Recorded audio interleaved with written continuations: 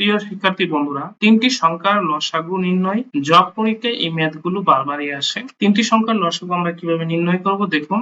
এখানে 4, 6, 14 এই তিনটি সংখ্যার লসাগু আমরা এখন নির্ণয় করব। প্রথমত এই সংখ্যাগুলোর মধ্যে বড় যে সংখ্যা দুইটি আছে সেটাকে নিব। এই দুইটা সংখ্যার লসাগু আমরা নির্ণয় করব। 6 এবং 14 এর মধ্যে বড় সংখ্যাটা 14, 14 এর দ্বিগুণ হচ্ছে 28, 28 কে 6 দ্বারা ভাগ করলে নিঃশেষে বিভাজ্য হবে না, তাই আমরা 14 এর 3 গুণ নিব। 3 14 হচ্ছে 42, আর 42 কে 6 7 42, অর্থাৎ 7 দিয়ে ভাগ করা যায়, অর্থাৎ 6 এবং 14 এর লসাগু হচ্ছে 42। এখন দেখবো 42 কে কি 4 দিয়ে ভাগ করা যায়? 4 11 44 হয়, 4 10 এ 40 হয়, অর্থাৎ 42 নিঃশেষে বিভাজ্য হয় না 4 দ্বারা, তাই 42 এর দ্বিগুণ হচ্ছে 84। এখন 84 কে কি 4 দ্বারা ভাগ করা যায় এবং ভাগ করলে তা নিঃশেষে বিভাজ্য হয় কিনা সেটা দেখবো। তাহলে 4 দোকানে 8 আর 4 অঙ্কে 4, অর্থাৎ 4 21 44। তার মানে 84 হচ্ছে আমাদের এই তিনটি সংখ্যার লসাগু। 3, 7 এবং 12 এর লসাগু নির্ণয় করব। তো এই লসাগুটা নির্ণয় করার জন্য 12 এবং 7 এর লসাগুটা আমরা প্রথমে নির্ণয় করব। আমরা দেখবো 12 এবং 7 এর মধ্যে কত যায়। দেখেন 12 দ্বিগুণ হচ্ছে 24, 24 কে 7 দ্বারা নিঃশেষে বিভাজ্য নয়। এইভাবে আমরা যদি দেখতে যাই 3 12 36, 36 কে 7 দিয়ে ভাগ করালে নিঃশেষে বিভাজ্য হয় না।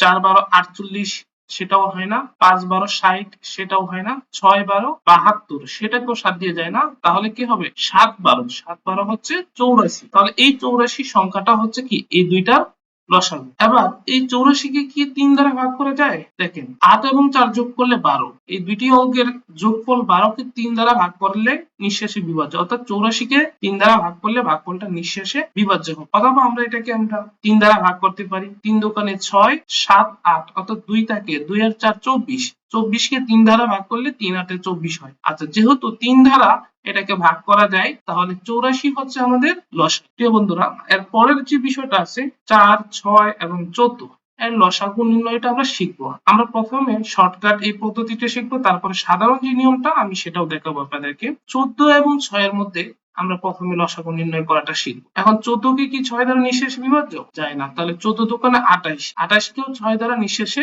বিভাজ্য নয়। এখন আমরা যাব 3 14, তাহলে 3 14 হচ্ছে আমাদের 42। তো 42 কে কি ভাগ করা যায়? হ্যাঁ, 42 কে 6 7 42। তার মানে এখন 42 হচ্ছে 6 এবং 14 এর লসাগু। এখন এই 42 কে কি 4 দ্বারা নিঃশেষে বিভাজ্য হয়? যেহেতু হয় না, তাই 42 এর দ্বিগুণ হচ্ছে 84। এই 84 কে আমরা 4 দ্বারা ভাগ করলে তা নিঃশেষে বিভাজ্য হয়। 4 81 44। তাহলে এখানে আমাদের 84টাই হচ্ছে কি লসাগু। প্রিয় শিক্ষার্থী বন্ধুরা, এখন আমরা সাধারণ যে নিয়মটাতে আমরা লসাগু করি, যেমন 4, 6 এবং 14, এটাকে যদি আমরা লসাগু করি কিভাবে করব দেখেন। 2 দ্বারা ভাগ করলে 2 দোকানে 4, কমপক্ষে দুইটা সংখ্যা যদি জোড় হয় তাহলে 2 দ্বারা নিঃশেষে বিভাজ্য যাবে। ভাগ করব আমরা, তাহলে 3 দোকানে 6 এবং 7 দোকানে 14। এখন এদেরকে দিয়ে গুণ করে দিব, তাহলে দেখা যাচ্ছে 3 7 21, আর এদিকে হচ্ছে 21 দোকানে 42, 42 দোকানে 84। তাহলে 84 হচ্ছে আমাদের লসাগু। এবার দেখেন 3 7 এবং 12 এর লসাগু নির্ণয়। তাহলে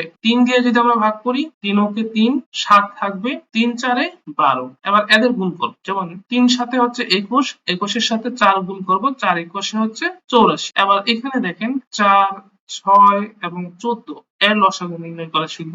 আমরা যদি এটাকে 2 দ্বারা ভাগ করি তাহলে 2 দোকানে 4, 3 দোকানে 6 এবং 7 দোকানে 14।